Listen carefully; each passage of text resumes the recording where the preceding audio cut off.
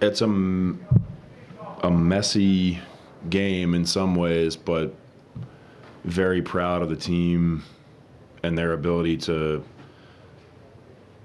flip some things defensively at halftime. The negative is we had 20 turnovers, 17 of them are live ball. The positive is I thought that the team scrambled really well. I mean, to protect the paint the way that we did in the second half was a group effort. You know, in the third quarter, they had 6 points in the paint. I think they ended up with 18 of them in the second half. I thought for the most part, you know, throughout the game, we protected the paint really well. They made some tough threes in different moments. But 35 assists for us is a great number. We have 6 players in double figures, which is also, again, always indicative of the ball moving. A couple of guys definitely deserve some individual love. John Collins was outstanding tonight, scoring from everywhere, and then made 2 incredibly big winning plays down the stretch. The pass to Walker for the dunk, and then the verticality at the end was textbook. The way he protected the rim, he and Walker both went straight up. John takes the contact, resists the urge to try to pop his hands down and block the shot. That's how you would teach verticality, that clip. And so really proud of the team. Another guy that deserves some credit, I think, you know, Isaiah with 14 assists. He and Keontae combined for 23 assists and 6 turnovers. So I always look at those two as a tandem because they're both our young decision makers. They're both in positions a lot where they're the ones making the decisions with the ball. And so I try to look at the totality of those two, and I thought they did a good job. So on a night where, you know, we play 11 guys, I thought everybody came in and gave some energy and made some plays that helped contribute to the win. Doesn't seem like you have to call a lot of plays for KJ to be able to be effective offensively or in the game. Is that a nice advantage to have a guy who plays hard and doesn't need the ball? Yeah, I think it's absolutely a luxury to have a player who you can move him around the court to change the spacing, and you know that based on where he is, he knows how to make those instinctual reads. It would be like a really good wide receiver or tight end who can just find that dead spot in the defense. You know, KJ is a really good cutter. He doesn't always cut full speed. Sometimes he just kind of, you know, 3/4 speed into the dead area. His ability to get out in transition obviously is helping us a ton. The crashing, he's a good screener and roller.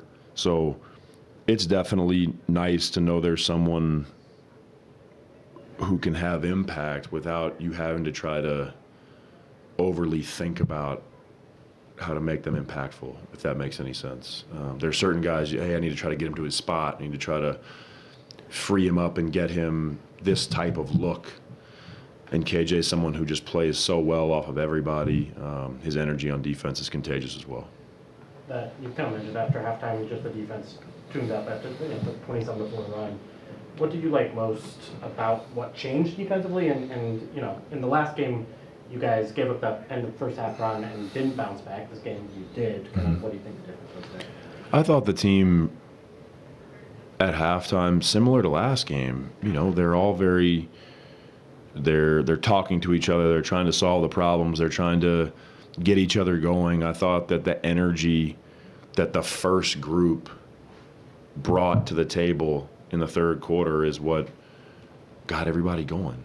You know, there's a responsibility to starting, and the responsibility is you set the emotional tone of the game.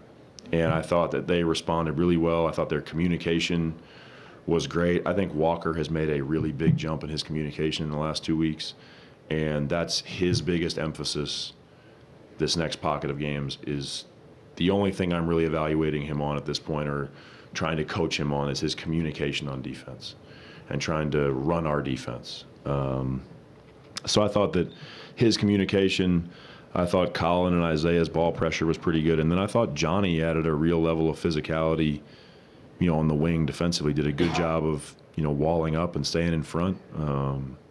So it was all of those players made different plays defensively, but I thought that group set the tone, and it allowed the second group to come into an environment that felt good. You mentioned Colin. What did you think of his first game back?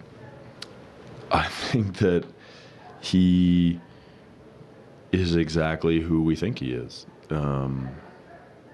He came in, he played very hard. He sets an emotional tone for our group that's so good.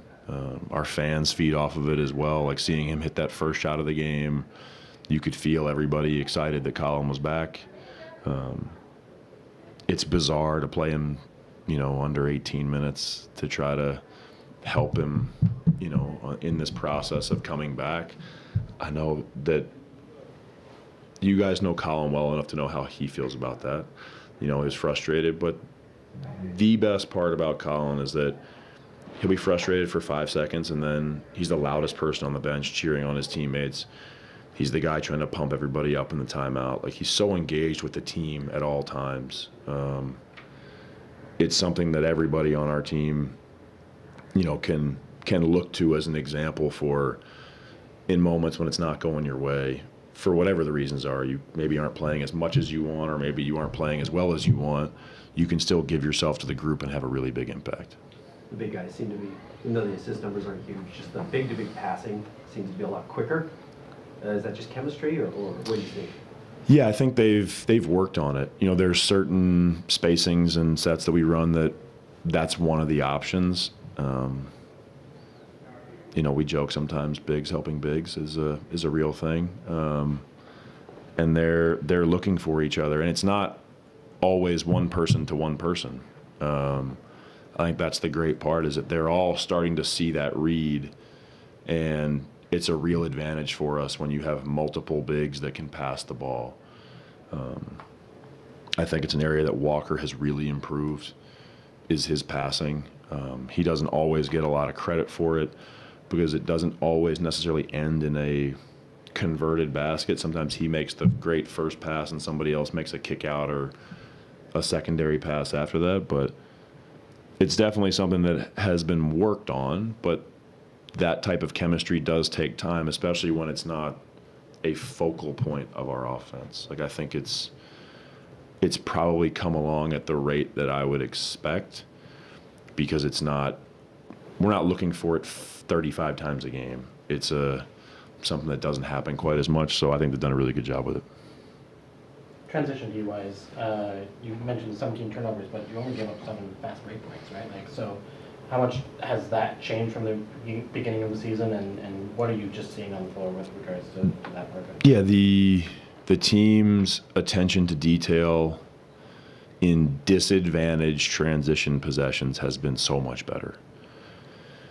There are possessions that we work on, we show the team in film, and it's going, hey, I recognize that you're in a really bad spot here. It's 3-on-1. The only thing you're trying not to give up is a dunk. However that is. If you make them make 2 passes, or you make them play over the top of you and they convert, great. But in 3-on-1s or 3-on-2s, 4-on-2s, the team has done a really good job of understanding the big picture concept of, like, what is the first thing we're trying to take away. I felt like early in the season we were getting too spread out and giving up way too many plays on the rim. So it's a credit to all the guys. They've stuck with it. It's worked on a lot. It's talked about a lot. And tonight was a night of really good carryover. Thank you. Thanks.